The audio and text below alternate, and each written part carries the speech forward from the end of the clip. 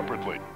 These are the tracks of the Buck Rogers Land Rover, with room for any two Buck Rogers action figures like Twiggy. Oh no, it's Tiger Man. Let's get out of here.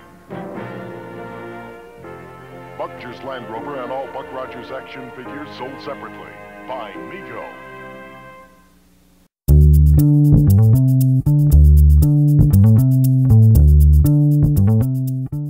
Greetings, folks, and welcome to another edition of Vintage Mego. This week, we're going to talk about a very underrated Mego toy in the form of the Buck Rogers in the 25th Century Land Rover.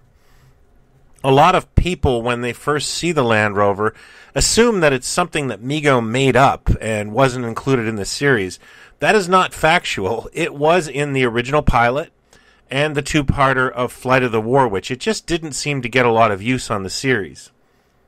Mego picked up Buck Rogers actually as a favor to a licensing agent, and it turned out to be a blessing in disguise because of the three major science fiction properties in Buck Rogers, Star Trek the Motion Picture, and The Black Hole.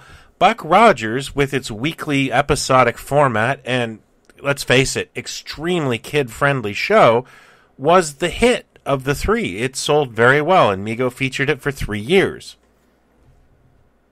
One of the more problematic things about the Mego Buck Rogers line was that it was based entirely on the movie, and you had characters like Draco who never appeared again.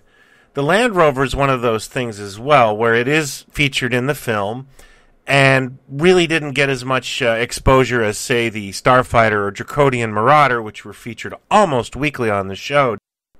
That's not to say the Land Rover isn't actually a quality product. Like all Mego Buck Rogers vehicles, it was based on the official blueprints from the show.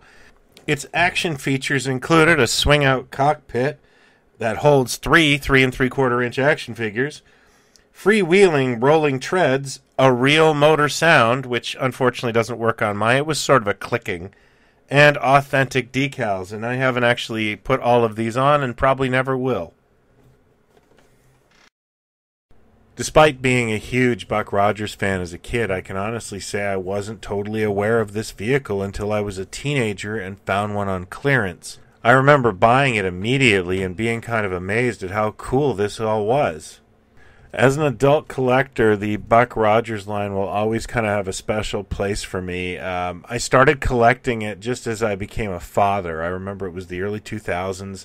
We were on one income, and I wanted to look for something I could collect but wouldn't break the bank. And luckily, Buck Rogers hadn't really caught on all that much, so I was able to get, boxed vehicles for $40.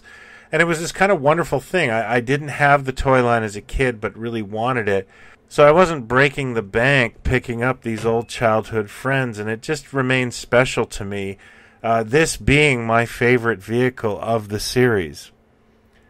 Tell me, fans, what is your favorite Mego Buck Rogers toy? Do you have one, or do you just admire them from afar? There is a dozen ways you can get a hold of me, either in the comments below, or you can hit me up on the Mego Museum Facebook page, or perhaps you want to join our group, Mego Mania, where there's thousands of other Mego collectors who collect new, custom, and of course, vintage Mego.